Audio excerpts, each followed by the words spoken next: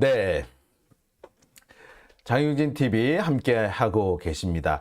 자, 제가 이완용과 윤석열 어쩜 이렇게 비슷할까라고 얘기를 많이 했는데, 제 맛보기만 좀 보여드렸어요. 어떻습니까? 여러분들이 보실 때도 우와, 정말 비슷하다라는 생각이 좀 드시죠? 예, 야, 참 대단해요. 네. 글쎄, 참, 윤석열하고 이완용이 이게 똑같지 않은 부분은요, 부인하고 자식이에요. 이완용은 자식이 꽤 여러 명 있어요. 근데, 그리고 부인도 꽤 명문가 집안 출신입니다. 그에 비해서 윤석열은, 말자. 예, 여기까지. 예. 자, 그러면 지금부터 본격적으로 한번 시작해 보겠습니다. 자, 윤파주 공주님 들어오셨고요. 두물머리님 오셨습니다.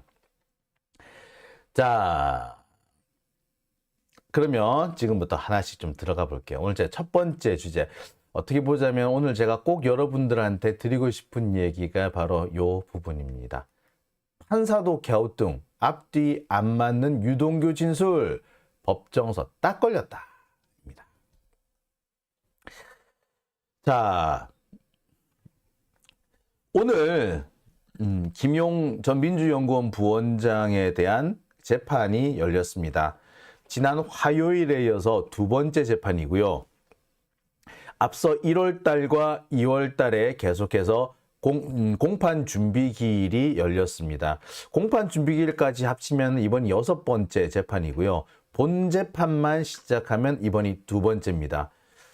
지난 화요일 날 열린 첫 번째 본격적인 공판의 첫 번째 재판에서는 첫날 기일, 첫 신문기일이라고 얘기하죠. 첫 신문기일에서는 인정신문, 그 다음에 공소장 낭독, 그 다음에 증거 게시 뭐 이런 것들 절차가 진행이 됐습니다. 증거 게시라는 건 뭐냐면요, 검사가 자신들이 수집한 증거들을 이렇게 쫙 늘어놓고, 자, 우리가 이런 증거를 수집했습니다 라고 해서 내놓는 겁니다. 이 증거 중에 이 증거를 보고 이 피고 측 변호인들이 이거는 증거로 우리가 받아들이겠습니다. 이거는 저희가 받아들일 수 없습니다 라고 증거 인부 절차, 인정과 부인, 증거 인부 절차를 거치게 되는데요.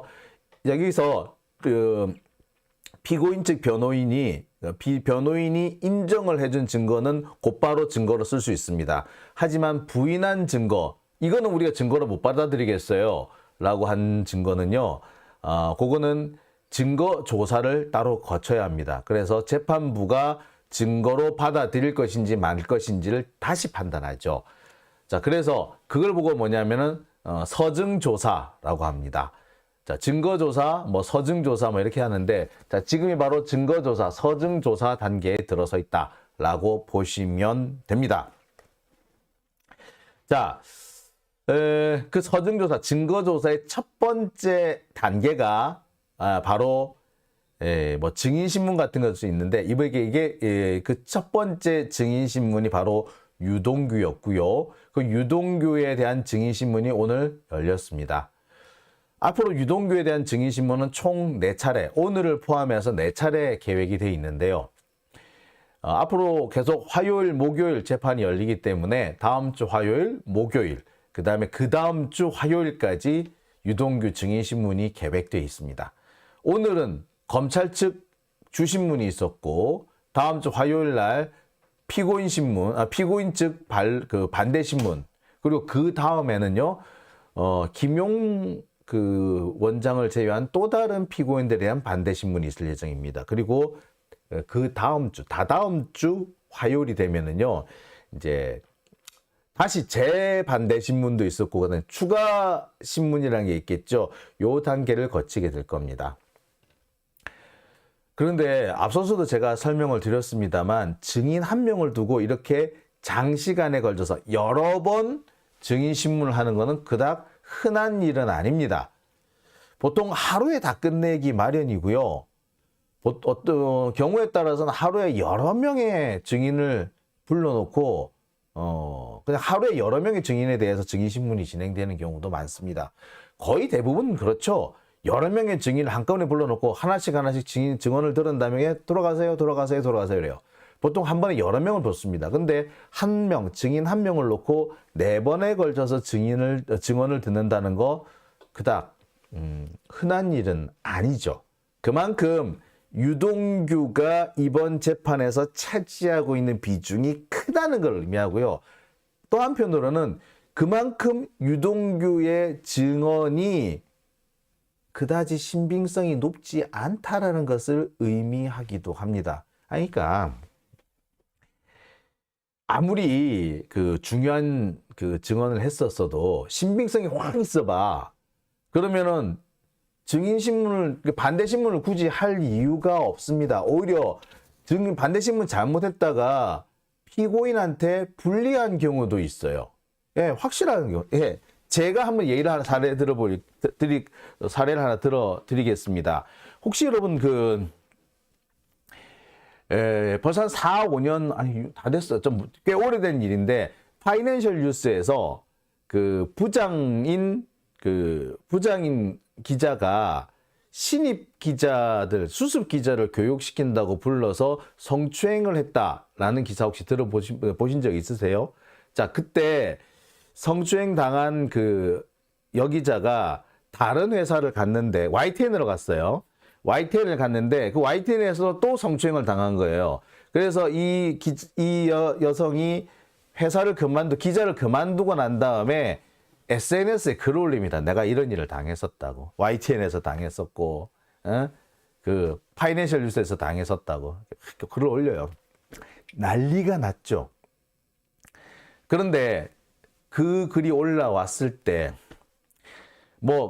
걔 말을 믿을 수 있네, 없네, 이런 난리도 아니었거든요. 거짓말을 했네. 심지어 거짓말했다고 하는 사람도 있었어요. 특히 파이낸셜 뉴스 건 같은 경우에는 맨 처음에 알려지지 않고 있다가 몇 년이 지나서 알려지니까, 갑자기 가해자로 지목된 사람이 나는 그런 적 없다라고 부인을 하기도 했어요.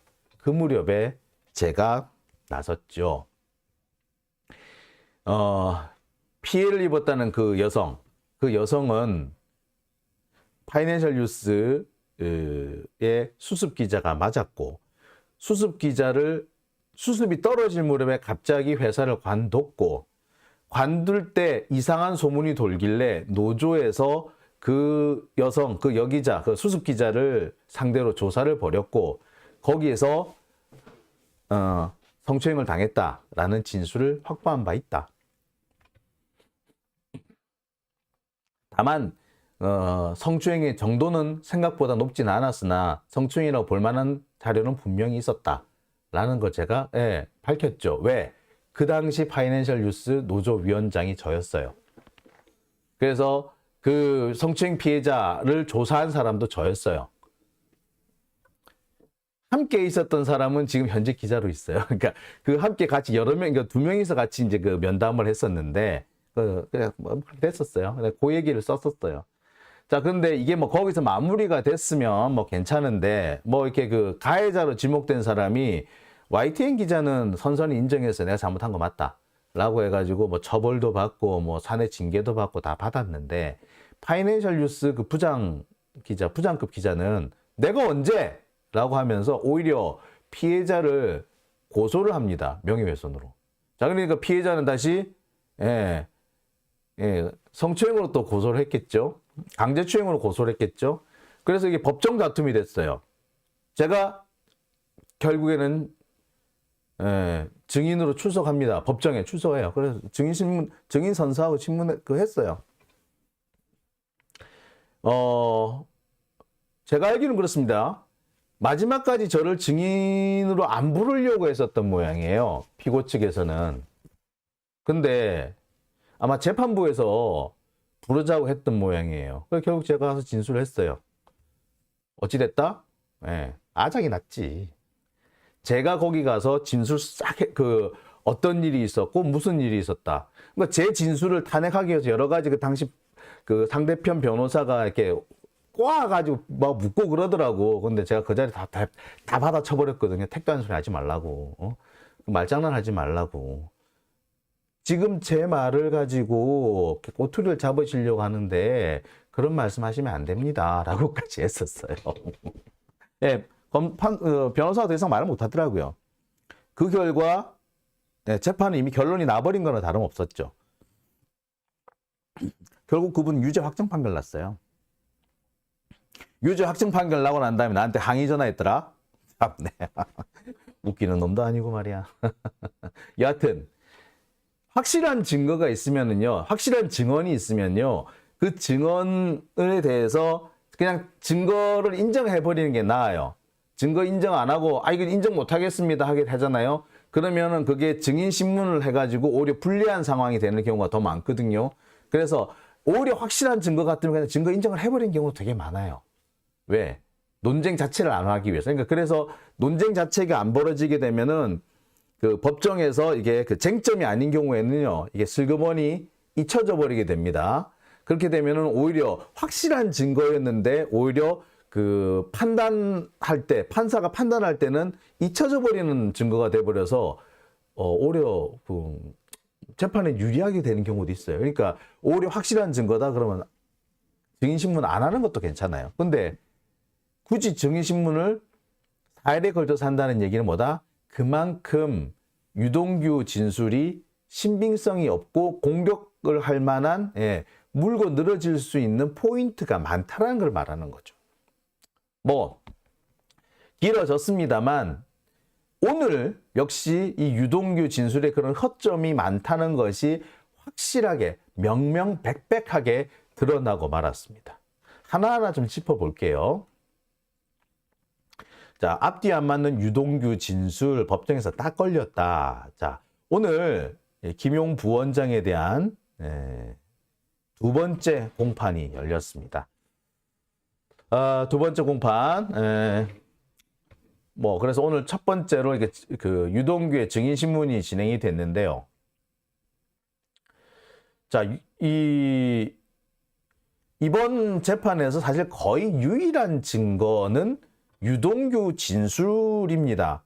그러니까 김용 부원장이 유동규한테 6억 원을 받았다는 게 이번 그 재판의 핵심 쟁점인데 6억 원을 받았는지 안 받았는지 다른 증거는 없고 오로지 유동규의 입만 있는 상황인 겁니다.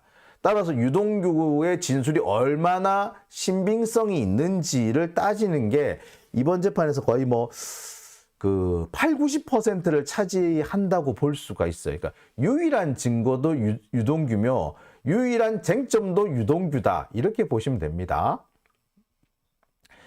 자, 유동규 혹은 검찰은 정치자금 8억 4천만 원, 실제로 간 돈은 6억인데 하여튼 요거 정치자금 6억 원을 받았다는 혐의를 가지고 지금 재판을 걸었어요. 그리고 이 돈은 이재명 대표의 그 대선 자금으로 써였다는 게 검찰의 주장입니다. 당초 검찰은 이 돈이 남욱을 출발해서 정민용, 김만배, 유동규로 전달됐다 이런 식의 주장을 폈는데 그 사이에 조금 내용이 바뀌었죠. 김만배가 빠졌어요. 전달 경로에서. 자, 남욱이 비자금을 조성을 했고 정민용이 유동규에게 전달했다. 이게 지금 현재 검찰의 스토리고요. 유동규가 끊임없이 주장하고 있는 내용입니다. 그래서 이 부분을 두고 오늘 검찰이 증인신문을 한 겁니다. 유동규는 사실상 오늘 검찰의 입 역할을 한 겁니다. 그런데 쓸데없는 얘기만 계속 늘어났어요. 세뇌가 어쩌고 내가 분신이 어쩌고. 근데 세뇌고 분신이고 이거는 재판하고는 아무 상관없는 얘기입니다. 세뇌라는 말도요. 이재명이 지를 세뇌했다는 뜻이 또 아니고 김용이 지를 세뇌했다는 것도 아니고 지가 지를 세뇌했다는 거야. 어쩌라고? 지가 그렇게 생각했나 보지 근데 그게 왜? 무짝에도 쓸모없는 얘기예요. 분신? 누가 하락했나? 이재명이 하락하디? 아니야. 지가 하락했다고. 어쩌라고 그래서. 기자들도요. 이런 얘기 하잖아요. 그러면 됐고요. 그래서 핵심만 얘기해 보세요 라고 합니다. 근데 이런 사람들의 가장 큰 특징이 뭐냐면 제지를 할 때까지 자기 얘기 진탕 질질 끌어가요. 이 얘기를 1시간 넘게 합니다. 결국에 재판부가 제지를 하고 난 다음에야 멈춰요. 근데 이때는 이미 오전 재판이 끝나갈 때입니다. 근데 언론에서는 이 쓸데없는 얘기를 가지고 기사를 쓰고 있더만요. 아무 쓸데없는 얘기. 아니, 세뇌를 이재명이 했다고 해도, 이재명이 유동규의 머리를 세뇌를 하려고 했다고 해도 이게 재판하고는 아무 상관이 없거든요. 뭐 어쩌라고 그래서. 분신? 이재명이 시켰다는 문제가 되겠지. 근데 지가 하겠다고 마음먹었다며. 뭐 어쩌라고. 뭐 필요도 없는 얘기를 했는데 이거를 언론에서 다 받아 썼어요. 이 조금이라도 머리가 있고 상식이 있는 기자 같으면 유동규 요딴 소리 했는데 요거는 법정에 아무짝에도 쓸모없는 얘기다. 따라서 재판부한테 제지를 받았다. 재판부가 제지를 하지 않았으면 재판부가 제지를 해야 될 부분인데 제지하지 않더라. 라고 쓰는 게 언론 아닙니까? 에? 아니, 한동훈 말을 그대로 인용을 하면요. 대한민국이 언제부터 범죄자하고 깐부를 먹고서는 범죄자 주둥이에서 나오는 말을 그대로 받아 써주는 나라가 됐나요? 이러나 저러나 유동규는 범죄자 아닌가요? 에? 한동훈 말 맞다나 범죄자하고 깐부를 먹고 범죄자 얘기를 받아 쓰는 그런 게 언론입니까? 인간이? 아이고... 벌써 20년 정도 돼 갑니다. 그 당시에도 검사 스폰서 사건이라는 게 있었어요. 부산 지역 건설업자인 그 정모 씨가 그 검사들 여러 명한테 스폰서를 댔고 뭐 술값 대고 뭐 어쨌다 뭐 이런 그런 얘기도 엄청 많이 있었어요. 그때 그 사람 리스트 검사들한테 술 접대한 리스트가 이렇게 공개가 됐었거든요. 근데 그 리스트에 포함되지 않았던 그 모 검사가 있습니다. 정병두였나? 정병두 검사였나? 그런데 갑자기 이 그 건설업자, 스폰서, 검사 스폰서 이 사람이 어느 날 갑자기 정병두 검사장한테도 내가 술 샀다. 이러고 갑자기 뜬금없는 폭로를 한 거예요. 분명히 1차 명단에는 없었는데 갑자기 2차 명단에 정병두만 떡 나오는 거야. 그 얘기를 제가 제일 먼저 사실 취재를 시작을 했어요. 그리고 비슷한 시기에 이제 주진우 기자가 같이 그 취재를 했었고 했는데 저는 그냥 그때 그 보도를 안 했어요. 왜? 아무리 봐도 아닌 거야. 이거는 첫 번째 나올 때 조금이라도 귀퉁이라도 정병두를 의심할 만한 부분이 있었으면, 근데 그 의심할 부분이 있었는데 확실하게 쓰지 않았다가 나중에 확실하게 썼으면 어느만 믿을 수 있었는데 뜬금없이 갑자기 툭 튀어나오니까 도저히 믿을 수가 없는 거예요. 그거 안 썼죠. 근데 확인은 해야 될 거 아니야. 그래서 정병두 검사장 그때 춘천지검장을 하고 있을 때인데 전화를 걸어서 물었어요. 검사장님 이런 얘기 나왔는데 맞습니까? 제일 첫 번째 한 얘기 뭔지 아세요? 어떻게 전과자 얘기를 믿고 검사한테 이런 말씀을 하십니까? 라고 제일 먼저 하더라. 아니 검사들이요 뭐 스폰서 받았다라는 그런 폭로가 나올 때마다 제일 많이 하는 얘기가 그거예요. 어떻게 전과자의 말을 믿고, 그건 누구는 어떻게 전과자의 말을 믿고 한나라의 야당 대표를, 그것도 그냥 야당인가? 170석짜리 과반 이상을 점한 그런 야당 대표를 죽이려고 설쳐요? 그럼 말이나 됩니까? 여하튼 간에 오늘 유동규 증인신문에서 벌어지고 있는 이런 상황들을 가만히 보면 왜 우리나라가 검사들이 이렇게 지 멋대로 굴고 있는지가 명확해진 겁니다. 검찰이 비판받아 마땅한 짓을 하고 있는데 비판을 안 해. 그리고 10년 전, 15년 전에는 비판했던 내용들이라고. 검찰에서 저는 쓸데없는 얘기 하잖아요. 기자들이 바로 그 다음날 써요. 쓸데없는 얘기 한다고. 재판 진행 잘못하고 있다고. 왜 검찰 기자, 법조 기자들이 그 당시 전문가라고 인정을 받았느냐. 그렇게 검사들을 때려먹을 수 있기 때문에 형사소송법이나 형법상 나온 거하고 검사들의 행동이 틀렸다. 판사들의 행동이 틀렸다라고 지적할 수 있는 사람이 언론계에서는 법조기자들밖에 없었거든. 그런 능력을 갖춰야지 법조기자가 될 수 있었단 말이에요. 그렇기 때문에 전문가로서 그 자부심을 가지고 있었단 말이야. 근데 받았을 거면 검사고 판사고 심지어 피고인이고 범죄자고 그 새끼들 하는 얘기를 다 받았을 거면 그 법조기자가 왜 필요한데? 필요 없죠. 받아 쓰는 거는요. AI가 더 잘해요. 굳이 법조기자 할 필요 없어. 요새 뭐 GPT 챗인가? 걔한테 시켜. 더 잘 써. 솔직히 해봐요. 자, 유동규 뭐라 그랬지? 그 녹음한 다음에 그 요새 그 뭡니까? 뭐 네이버 뭐 노트인가? 예. 클로버 노트 여기 딱 해가지고 문자화 해가지고 그대로 GPT 그 채팅에 딱 넣어보세요. 답이 즈즈즈적 나올 거예요. 자동으로 나와. 굳이 정말 굳이 기자라 사람을 써가지고 기사 쓸 이유가 하나도 없어. 받았을 거면. 저 새끼가 저런 말을 했는데 저거는 앞뒤가 안 맞는 말이다. 검사가 이런 행동을 하고 있는데 이거는 형사소송법상 틀렸다.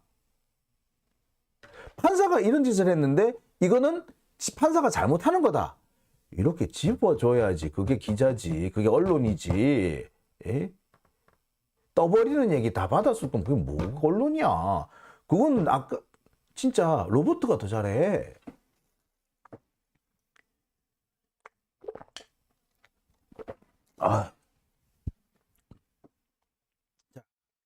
어쨌거나 오늘 있었던 이 유동규의 증인신문 내용은요. 그 유죄 입증을 위한 증인신문이 아니었고 오로지 언론 보도용, 재판용이 아니라 언론용이었다.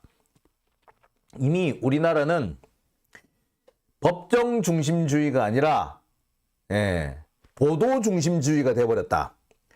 법정에 현출된 자료, 법정에서 오간 공방을 중심으로 재판하는 것이 아니라 법정하고 아무 상관없이 언론에 얼마나 어떻게 보도되었냐에 따라 가지고 재판이 결정되는 법정 중심주의가 아니라 언론 중심주의 그런 재판이 되고 있더라. 오늘 유동규의 증인신문은 거기에 아주 부합하는 잘 맞는 그런 신문이었다. 이런 말을 합디다. 유동규의 오늘 할 말은 많은데 쓸 말이 하나도 없더라. 쓸 말, 유동규가 뭐 1시간, 2시간, 몇 시간에 걸쳐서 떠벌 했는데 내용을 딱 요약하면은 남욱한테서 4차례에 걸쳐서 8억 4천만 원을 받았다. 이거를 김용한테 3차례에 걸쳐서 6억 원을 건네줬다. 맨 처음에 김용은 20억을 요구를 했는데 일단 6억밖에 안 줬다. 그런데 문제는 뭐 정확한 날짜가 기억이 안 난다. 다만 장소는 유원홀딩스, 그 다음은 광교 신도시 지그집 근처, 그 다음에 도청 근처 이 세 군데였다. 근데 여러분 제가 엊그제도 말씀드렸습니다만 요 정도 장소가 특정이 되면 날짜는 금세 확인이 됩니다. 왜? 휴대전화 위치 정보만 확인하면요 금방 날짜가 나와요. 광교 신도시 간 거 금방 나와요. 도청 근처 경기도청 되게 넓거든요. 도청 안이 아니라 도청 밖으로 나왔으면 기지국이 틀려져요. 따라서 아무리 도청 근처라고 해도 도청 밖에 나가서 어디 뭐 잡혔다, 몇 시쯤 잡혔다라고 하면 날짜 특정하는 건 아무 문제가 아니에요. 근데 아직까지도 날짜 특정을 못하고 있죠. 검찰이 이러고 있다 재판 막판에 갑자기 날짜 확 들이밀 거야. 재판 하다 보면요. 요 말은 요 날이 아니네. 요 날은 아니겠네. 해가지고 비는 날이 몇 개 있거든요. 그 날을 딱 들고 나오려고 그러는 거예요. 지들 현재 언제인지 몰라. 아예 만난 달이 없겠지. 그러니까 이딴 소리를 하는 겁니다. 예. 날짜를 전혀 특정을 못하고 있는 거예요. 장소를 특정했으면은 아까도 말씀드렸듯이 날짜 특정하는 건 아무것도 아니에요. 왜? 휴대폰, 위치 정보. 만났다며. 만났으면 김용 위치 정보하고 유동규 위치 정보하고 일치하겠네. 그죠? 확인하면 될 거 아니야. 그죠? 너무 간단해요. 이거는 장소 특정하는 거는. 한 가지 예를 하나 들어볼게요. 박지원 전 국정원장, 박지원 대표, 요 양반이 어떤 사람한테서 불법 정치 자금을 받았다는 혐의로 기소가 된 적이 있어요. 근데 최종적으로 이 사람이 무죄를 선고받았는데 이유가 뭔지 아십니까? 같은 장소에 있었다라는 증거가 안 나온 거예요. 근처 기지국, 같은 기지국이었으면 이게 문제가 오히려 간단했을 건데 근처 기지국까지는 갔었는데 동일한 기지국에서 잡힌 증거가 없는 거야. 그래서 어떻게 됐다? 예, 무죄 났어요. 사실 솔직히 말하자면 동일한 기지국에서 위치 정보가 나왔더라도 동일한 기지국은 뭐야? 500m잖아요. 500m. 최대 500m까지 나올 수 있잖아요. 그래서 사실 동일한 기지국에서 잡혔다고 하더라도 정확한 알리바이를 따로 대면은 인정이 안 될 수도 있습니다. 근데 어쨌거나 두 사람의 위치 정보가 동일하면은 그래, 깔끔하게 끝나는 건 날짜가 나오는 거예요. 필요 없어, 이제 이렇게 되면. 근데 그 날짜를 못 대네? 압수수색 안 했나? 아니, 했죠. 제일 먼저 했죠. 그런데 이 날짜를 특정 못 했다고? 즉, 이거는 증거가 없다는 얘기가 동일한 겁니다. 지금 현재 유일한 증거는 유동규의 입밖에 없어요. 자, 근데 결정적인 문제가 생겨요. 그런데 유동규, 너 1년 전에 재판할 때는 이런 말 안 했잖아. 전혀 다른 말 했잖아. 대장동 네 거래매, 네가 받아서 쓴 돈이래매. 갑자기 왜 이렇게 이 생각이 바뀌었어? 그러니까 유동규는 이렇게 말합니다. 심경의 변화를 일으켜서. 지난해 9월 갑자기 심경의 변화를 일으켜서 검사한테 실토를 했다. 그게 지난해 9월 26일이고 10월 5일 처음으로 내가 진술 한번 바꿀게요. 내가 검사님들 뜻대로 검사님들하고 같은 얘기를 하면 내가 할 것 같아요. 라고 처음으로 의사를 밝힌 게 10월 5일. 그리고 뭔가 입장문, 진술서를 쓰기 시작하는 게 10월 6일, 10월 8일. 그리고 10월 9일에는 자필 자술서까지 만들었다고 얘기를 해요. 자, 이렇게 했대. 신경의 변화를 일으켜가지고 그래서 내가 진술이 바뀌었다라 얘기를 해. 그래? 심경의 변화? 근데 여기서 정확하게 우리가 미리 전제를 해야 될 게 있어요. 10월 20일이 뭐 하는 날? 유동규가 석방될 날이에요. 석방을 앞두고 한 달을 전에 석방 한 달 전부터 집중적으로 검찰이 유동규를 불러요. 그러면서 계속 압박을 넣습니다. 심지어 이 유동규의 사실혼 관계에 있는 여성, 그러니까 부인이라고 해도 상관없을 것 같아요. 이 사실혼 부인 같은 경우 불러가지고 네 마누라도 내가 기소할 수 있어. 실제 기소됐지. 증거인멸죄로. 그리고 너 증거인멸해가지고 됐으니까 너 구속기간 연장? 이미 1년간 구속을 돼 있는 상태인데 이게 문제인 거예요. 이 피고인에 대해서 일단 원래는 정상적인 형사소송법 상황이라면 재판이 시작되잖아요. 재판이 시작이 되면은 피고인도 보석으로 풀어주는 게 원칙이에요.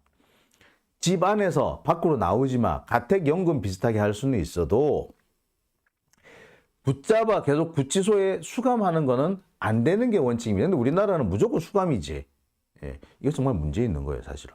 아무리 구속이 된 피고인이라고 해도 일단 재판이 시작이 되면은 석방해 주는 게 원칙입니다. 왜? 그래야지 방어권을 행사할 수 있기 때문에.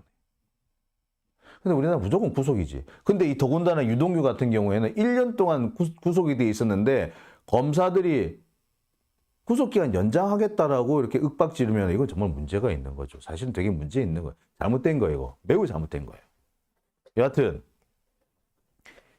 이 와중에 뭐가 됐다? 갑자기 신경의 변화를 일으켰대. 곧 석방될 것 같은데 검사들의 말에 따라 가지고는 뭐 된다? 석방이 안 될 수도 있겠다. 잘못하면 내 마누라까지 잡혀갈 수도 있겠다. 협박을 받는 거죠, 사실상. 그 무렵에 신병의 변화를 일으킨 거예요. 이거 진짜 믿을 수 있는, 신뢰할 수 있는 자료 맞나요? 자, 여기에서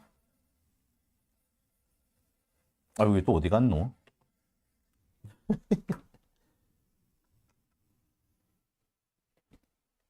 여기 있네요. 자, 그런데 이런 진술을 하던 중에 유동규가 내가 9월 6일 날, 9월 26일 날 처음 신경의 변화를 일으켰고, 그 다음에 어쨌고, 막 이러고 있다가, 그래서 사실 그래가지고 내가, 했어. 내가 결정적으로 신경의 변화를 일으키게 된 거는 이재명이 나한테 변호사 2사람을 보냈는데 이 변호사가 말이야, 내 편을 안 들고 자꾸 내 그 동향을 파악해가지고 이재명한테 보고를 하는 것 같아. 나 거기서 결정적으로 확 삘이 돌아가지고, 결정적으로 내가, 삔또가 나가가지고 그때부터 내가 확 그냥 방향 바꿨잖아. 이렇게 설명을 합니다. 그게 유동규의 진술이에요. 여기 앞에서 신병의 변화를 일으키는데 신병의 변화를 시작한 이유가 뭐다? 이재명이 나한테 갑자기 변호사 2사람을 보냈는데 이 변호사가 내 편을 내 이걸 석방을 안 해주고 자꾸 자기 동향 파악을 하려고 하더라. 그래서 기분 되게 나빴다. 이 변호사들만 아니었으면 나 그냥 계속 이재명 편하고 있었을 거야. 이런단 말이에요.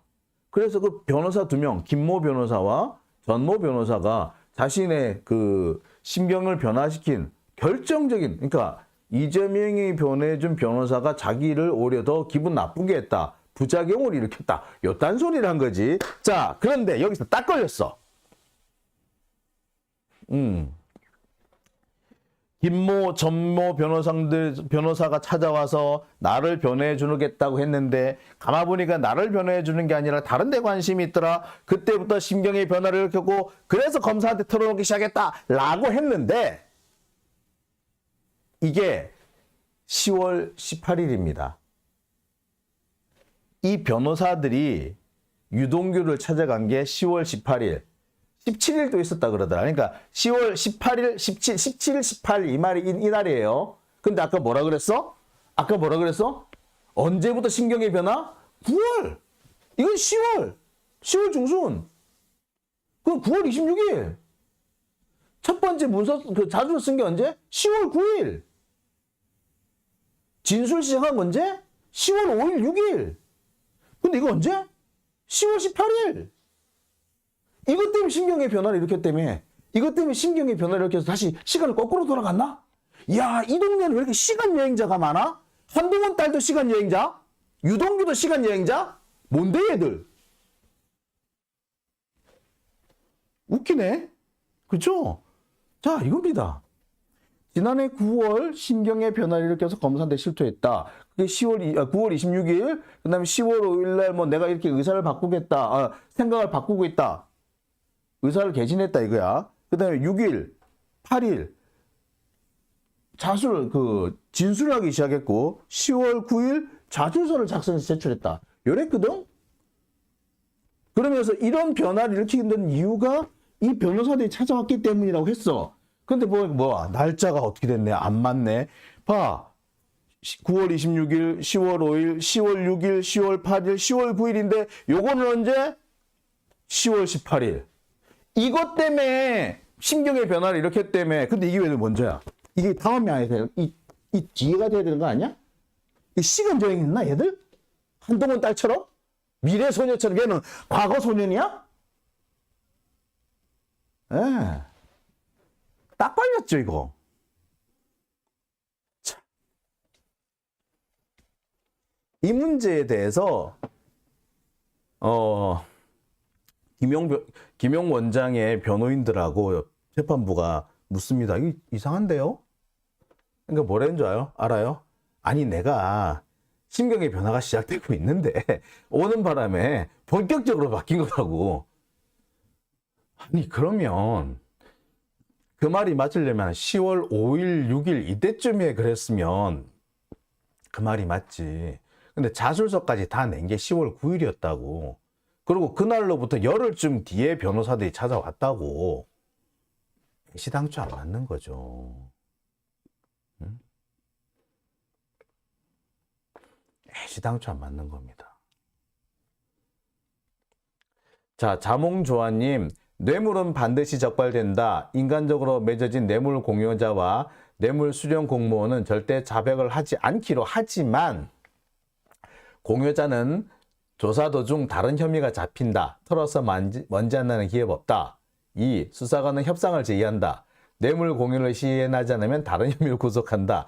이런 내용이 예, 성남시청 곳곳에 있었다. 예, 그 이재명 대표가 성남시장을 할 때 이걸 붙여놨었어요. 그러니까 뇌물을 받을 생각도 하지 마라. 안 들킬 수가 없다.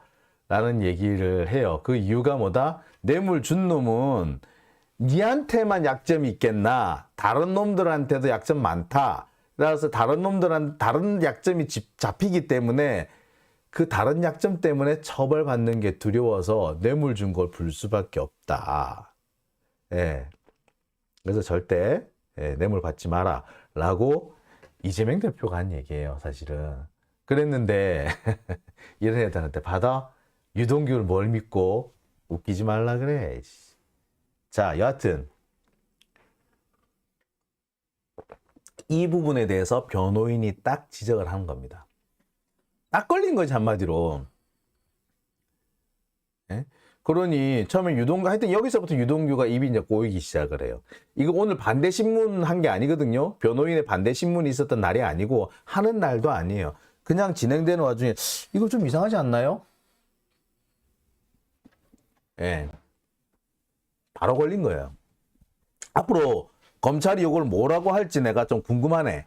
근데 오늘 이 얘기, 요런 얘기 기사 쓴 데 봤어요? 기사 어디 한 군데 썼던가요? 한 군데도 안 썼어. 요 얘기를 한 거는 빨간아재가 유일합니다. 한겨레도 이 얘기 안 썼더만. 요새 한겨레도 보면 얘를 보면서 한겨레를 보면서 논조를 보면서 야, 얘들 김만배한테 돈 먹은 티가 이런 데서 나는구나. 한겨레는 자기 스스로 그 조사 결과를 내면서 아니 논조상 봐서 절대 김만배한테 돈 받았다고 해가지고 논조가 바뀌거나 그러진 않았다. 웃기지 마. 씨. 김만배를 대놓고 옹호를 하지 못하지. 에? 3쿠션으로 김만배가 처벌 안 받게 하는 거지. 에? 사실상 검찰을 도우면 김만배가 빠져나올 수 있단 말이야. 그래서 검찰을 돕는 방향으로 했는지 안 했는지가 더 중요해요, 이 사람들아. 혹시 알아? 검찰이 일찌감치 만배하고 석진환하고의 관계를 알고 뭐라고 시비를 걸었는지 협박을 했는지 알게 뭐야. 따라서 그렇다면 석진환이 쓴 기사 중에 한겨레가 쓴 기사 중에 검찰을 지나치게 옹호한 기사가 있는지 없는지 이것부터 살폈어야지. 그거 왜 쏙 빼? 자, 이번에도 마찬가지예요. 이게 정말 중요한 부분이거든요. 유동규가 헛소리를 찍찍 갈겼는데 그래서 시간이 안 맞는데 예? 이거 과거 소년이 됐는데 응? 그랬는데 그 부분에 대해서 지적을 받았는데 그거를 언론에서 아무도 쓰질 않았다. 이러니 기레기 소리를 듣는 거 아닙니까?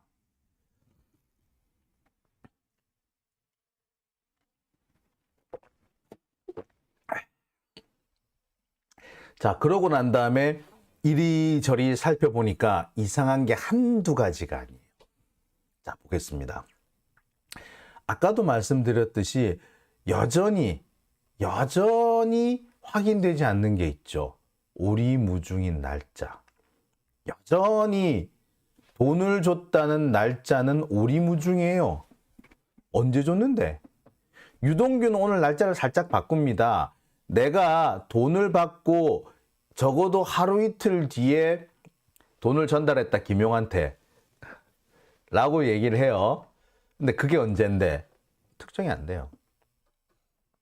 아마 많이 들었을 겁니다. 유동규 지가 나오고 난 다음에 지도 유튜브 많이 바꿨지. 지가 유튜브를 할 거니까 많이 많이 봤을 거예요. 뭐? 야, 대선 자금 네가 쓸 게 아니라 대선 자금으로 쓸 거고, 대선 주자한테 줄 돈인데 네가 중간에서 쓱싹 해먹어? 그리고 네가 받은 날짜하고 준 날짜하고 이렇게 차이가 많이 나? 그리고 날짜도 차이 날 뿐만 아니라 심지어 액수까지 차이가 나? 3억을 니는 처음 받을 때 5억을 받았는데 1억만 주고 1억 받았는데 3억을 주고 이렇게 그 액수도 니 맘대로 조절을 해? 그리고 최종적으로 네가 쓱싹 해먹기도 해? 그리고 아예 주지도 않고 반납한 돈까지 있다고? 야, 그게 어떻게 대선 자금이냐? 네가 받은 돈이네. 이런 얘기를 많이 들었을 겁니다. 지가 봐도 그 말이 맞을 거거든. 그러니까 어떻게 한다? 아, 내가 날짜는 기억 안 나는데 돈 받고 난 다음에 적어도 하루 이틀 안에 다 줬을 거야. 날짜는 정확하지 않은데. 장소는 뭐 하나는 유원홀딩스, 또 하나는 광교 우리 집 근처, 그다음에 또 하나는 그 도청 근처, 이렇게 세 번에 걸쳐서 줬어. 이것도 사실 웃기죠. 돈은 4번에 걸쳐 받아놓고 돈은 3번밖에 안 줬다고? 액수도 1억, 5억, 뭐 1억 다시 1억 4,700 이렇게 받아놓고 나중에 줄 때는 얼마죠? 1억, 3억, 1억 이렇게밖에 안 줘요. 지멋대로 해, 돈 가는 것도. 에? 자, 이게 중간에 이게 카메라 잠시 아웃됐네요. 열심히 저는 떠들고 있었는데 카메라가 아웃된 상태였네요. 아, 참 민망합니다. 예, 죄송합니다. 카메라가 잠시 과열이 됐던 모양이에요. 우리 과열된 카메라를 제가 조금 과열이 안 되게 하려고 이렇게 했는데 결국 과열이 되고 마네요. 예. 네. 과열이 됐을 때는 문을 여는 게 제일 좋겠죠. 예. 어제 요거 때문에 좀 제가 손을 좀 봤는데, 아이고, 역시 또 애를 미치네. 그러니까, 자몽조아님, 수고비로 뺐나? 뺐나 보지 뭐. 예. 자, 여전히 이 날짜가 오리무중입니다. 1억, 3억, 2억 이렇게 줬대는데. 그래, 언제 줬는데? 이게 언젠데? 모르는데. 대체로 4월, 6월, 8월 두루뭉실하게 한 달 정도의 여유가 기간이 정해져 있어요. 근데 제가 아까도 말씀드렸죠. 장소가 특정이 되면은 날짜 특정하는 거는 그닥 어렵지 않다. 왜? 두 사람의 휴대전화 위치 정보만 통일해 보면은 딱 나오거든요. 안 나올 수가 없어요. 그렇잖아요. 그죠? 그러면 금방 나올 겁니다. 그리고 두 사람의 위치 정보가 일치되지 않는다고 쳐도 마찬가지예요. 예. 뭐 하나라도 위치 정보에 걸리는 부분이 있단 말이에요. 아이고, 이게 또 카메라가 나가버리네요. 예. 자, 여러분 다시 제가 잠시 카메라 조금 바꿔볼게요. 예. 네. 자, 이렇게 날짜를 특정하지 못한다는 것은 사실상 혐의를 입증하기 어렵다는 얘기나 같아요. 근데 지금 현재까지 아직까지도 날짜를 특정하지 못하고 있는 것이 검찰입니다. 그러니까 유동규의 진술이 엉터리구나, 이 과거로 되돌아가고 있네, 과거 소년이 돼버렸네 라고 하나를 찝고 보니까 그동안에 문제로 지적되고 있는 게 이렇게 많더라. 당장 날짜를 특정하지 못했다는 점. 이거 뭐 어제도 제가 며칠 전부터 제가 계속 얘기했었죠. 그 다음에 또 있습니다.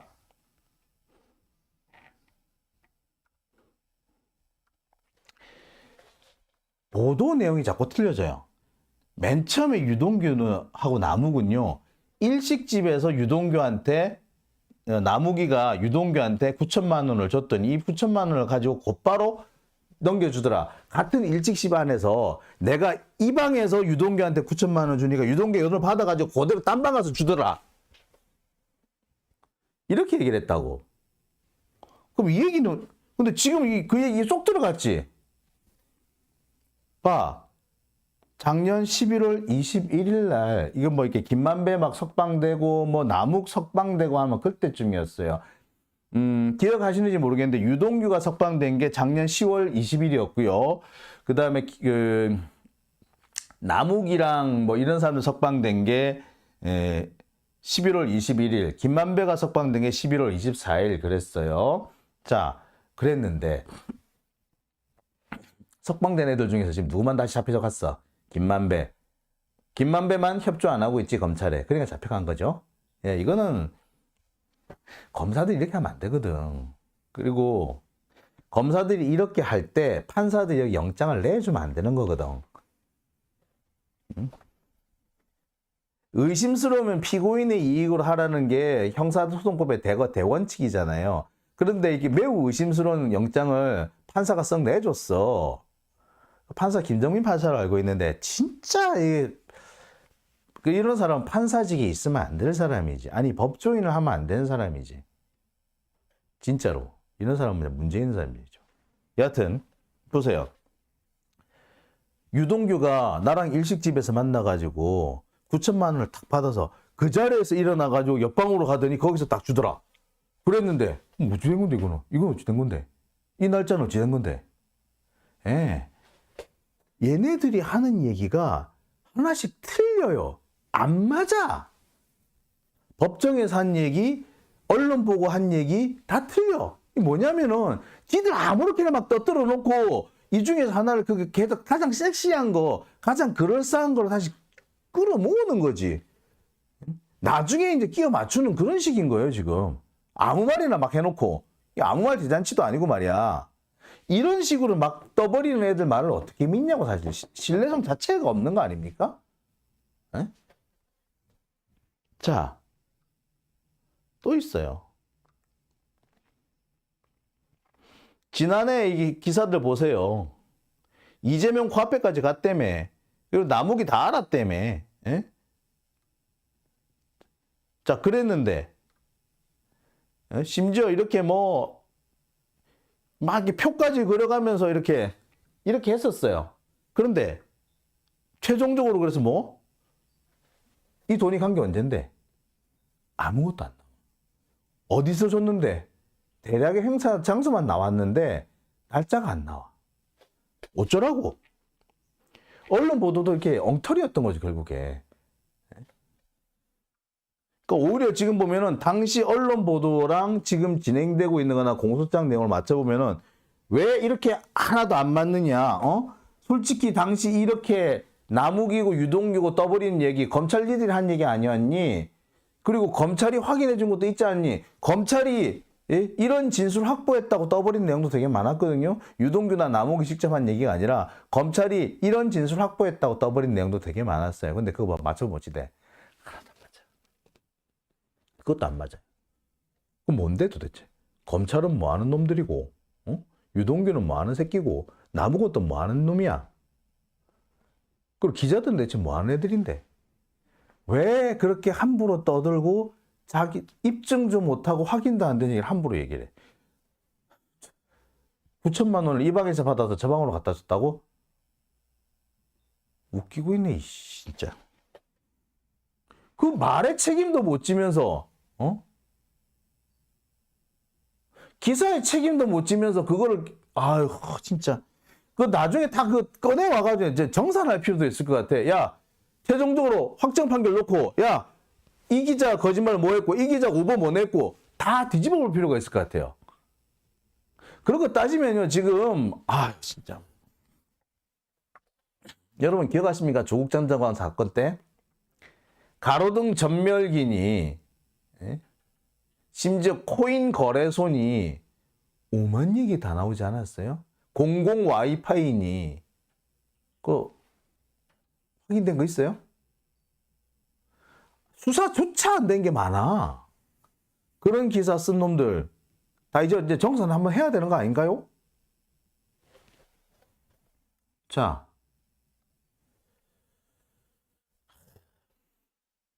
그리고 무엇보다도 지금 말이 안 되는 부분이 이 부분이에요. 김만배가 사라져 버렸어. 이게 무슨 말인고 하니 여러분들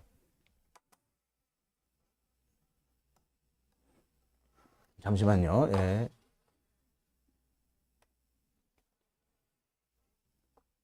자, 이 말이 무슨 말인고 하니 원래 최초 검찰이 주장한 내용, 남욱이나 유동규가 주장한 내용을 살펴보면 그렇습니다.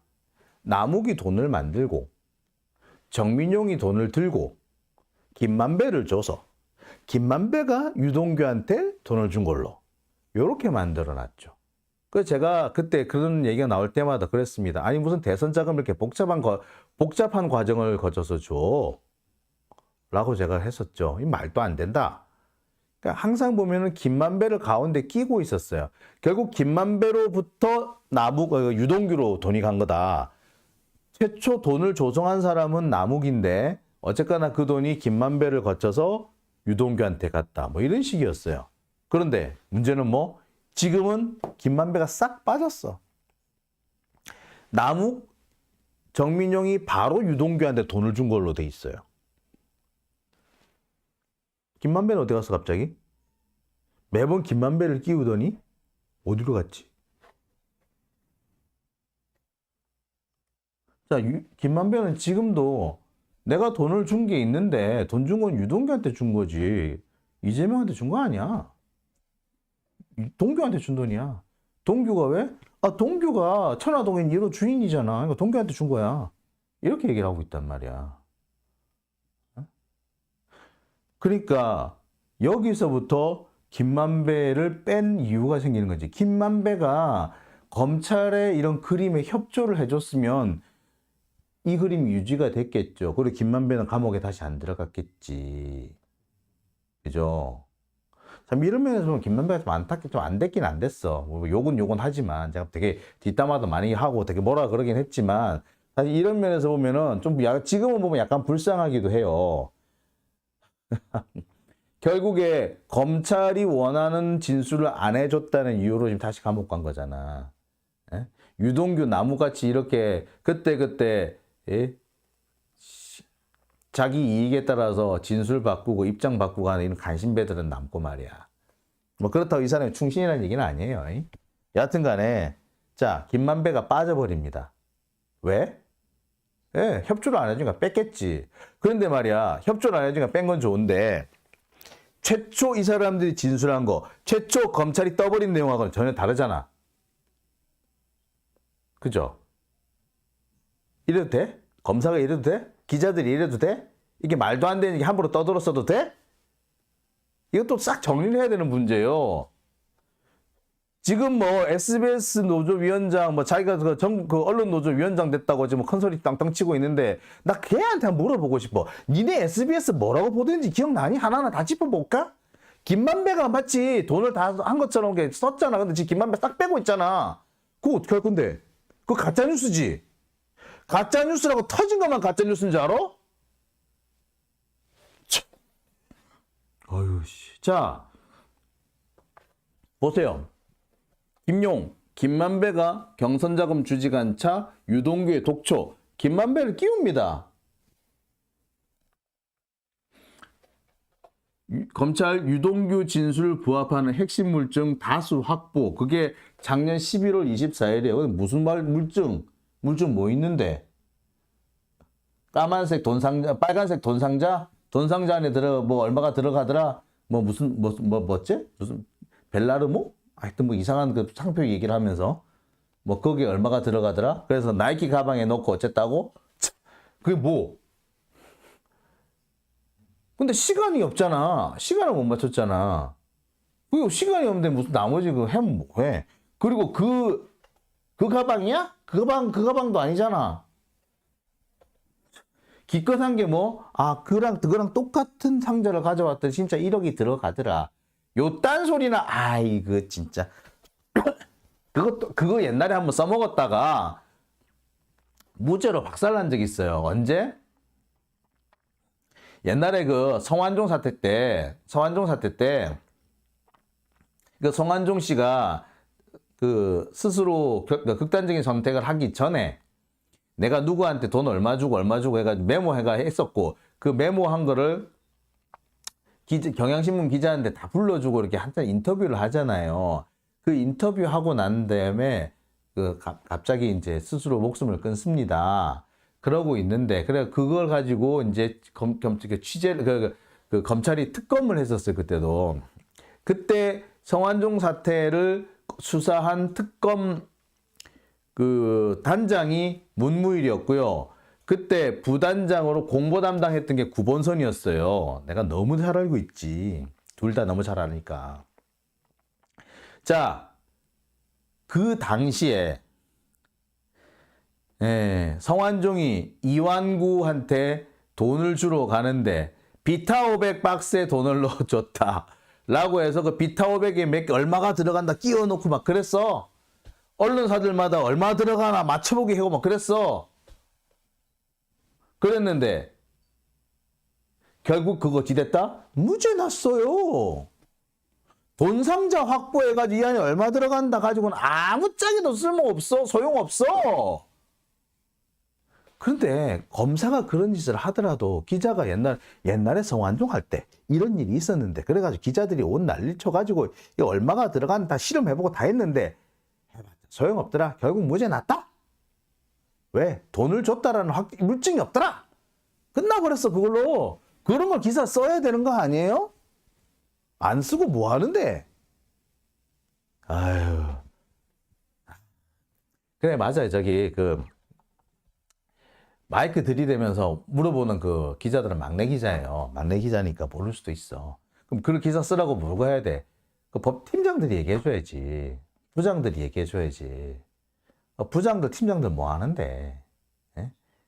대법원에 앉아가지고 거드름이나 피우고 있고, 당고나 칠 생각을 하고 있고. 아유.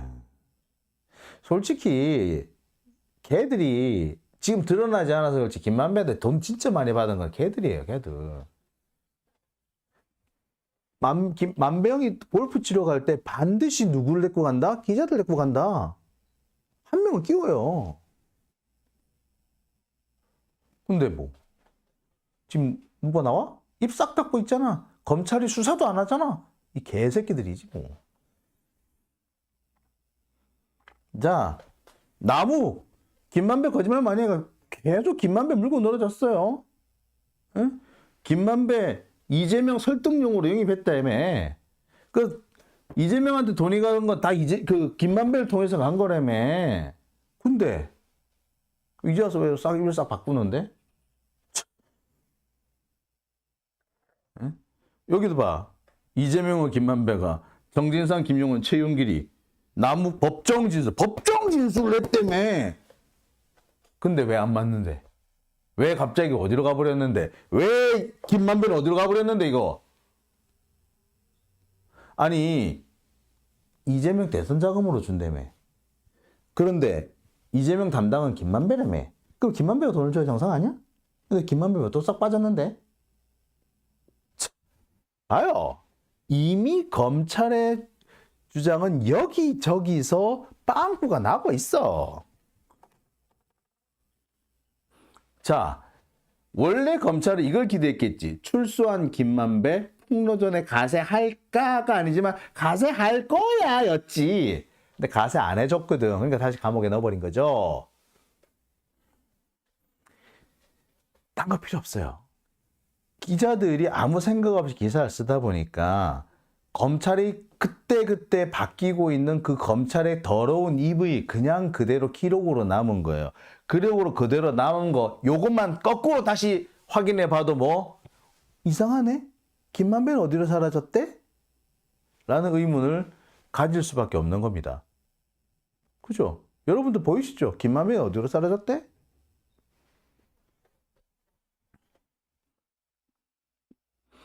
자, 그리고 진짜 중요한 부분이 사실은 이 부분일 수도 있어요. 제가 말씀을 드렸습니다. 아까 유동규가 지난해 10월 20일 날 석방이 됐다. 구속기간 만료로 석방이 됐다라고 했죠. 근데 석방이 되고 난 다음에 갑자기 언론을 만나면서 이상한 소리 막 퍼뜨리고 다녔어요. 자, 그런데 이 무렵에 유동규가 상당히 검사들을 많이 만났어요.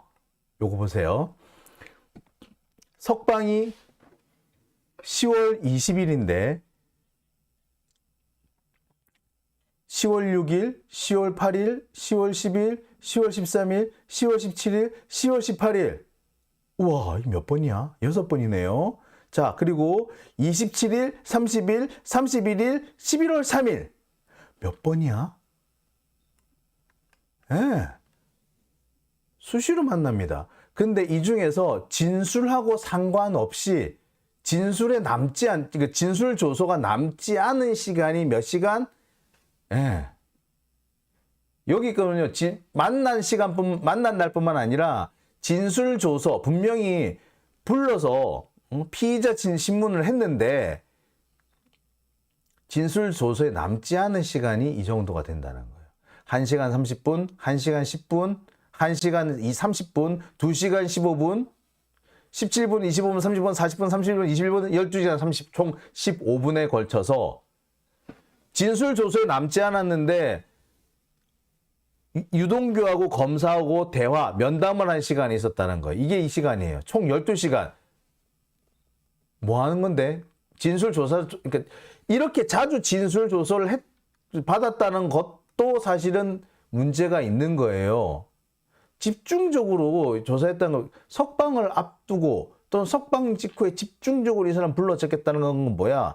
너 석방 안 시켜줄 수도 있어. 혹은 너 금방 다시 잡아넣을 수도 있어. 라는 협박이 될 가능성이 매우 높습니다.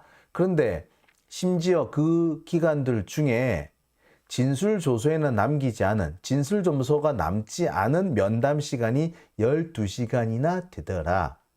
만남을 가진 시간은 총 10회인데, 그러니까 결국 뭐다? 1시간 반 정도는 거의 매일 검사하고 비밀 대화를 나눴다. 뭔 대화일까? 이게 다는 아닙니다. 여기는 빠졌지만 9월 26일도 있고요. 9월 30일도 있어요. 제가 확인을 못했는데 9월 30일에도 또 있어요. 또 있습니다. 요거까지 다 놓고 생각해보면, 그러니까 유동규가 석방된 게 10월 20일, 그 다음에 유동규가 뭐 어쩌고저쩌고 시비 걸었던 그 가짜 변호사 어쩌고 하면서 시비 걸었던 사람은 10월 18일. 그러니까 결국에 뭐야? 10월 18일 날 변호사가 찾아왔는데 그 변호사 접견을 거부하면서 검사하고 작당 모의를 했었네. 뭔 얘기를 했지?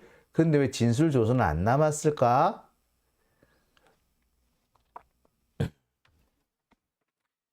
예. 누가 보더라도 검사가 사건을 조작하고 있다. 검사가 피고인의 진술을 뒤집어 놓고 있다. 마치 검사가 플리바게닝을 하는 것 같다. 내한테, 검찰한테 유리한 진술 해주면 니는 풀어줄게. 이재명을 잡아 가둘 수 있게 해주면 너는 석방해 줄게. 요딴 짓을 하고 있는 거죠. 자, 대장동 사건의 핵심은요, 박영수입니다. 박영수가 김만배와 양재식을 동원해가지고 해먹은 사건이에요. 이 와중에서 김만배는 돈을 뿌립니다. 판사, 검사, 기자. 판사도 돈 받았고, 검사도 돈 받았고, 기자도 돈 받았어. 50억 클럽은 여기서 또 별도. 근데 왜 여기에 대해서 아무도 수사하지 않는 겁니까? 검사는 왜 수사 안 합니까? 이 개새끼들이죠. 그러는 와중에 유동규는 요렇게 불러 제껴서 진술 조서도 안 받고 뭐 한 건데 변호사도 못 만나게 하고, 그리고 이때 하필이면 유동규의 진술이 바뀌었다. 그죠? 니 같으면 의심 안 하겠나? 이거를 의심을 안 하는 판사나 검사가 있다면 그거는 판검사 자격이 없는 거죠. 이런 정황이 있는데 이 진술을 받아주겠다라고 한다면 됐습니다. 판사가만. 자, 그런데 제가 다시 한번 말씀을 드립니다. 늘 제가 강조해 드렸습니다만 재판이 시작되면 수사는 끝이 나야 정상이에요. 그런데 우리나라는요, 공범 수사를 한다면서 계속 피고인을 소환해서 조사를 하는 게 자주 있습니다. 이거는 형사소송법 취지를 위반한 거고요. 이거는 법원이 제지를 해야 합니다. 근데 지금까지 우리나라 법원은 이 부분에 대해서 제지를 하지 않고 있어요. 문제입니다. 자, 장용진TV. 첫 번째 주제 되게 길어졌네요. 여기까지 하고요. 두 번째 자료로 넘어가 보겠습니다.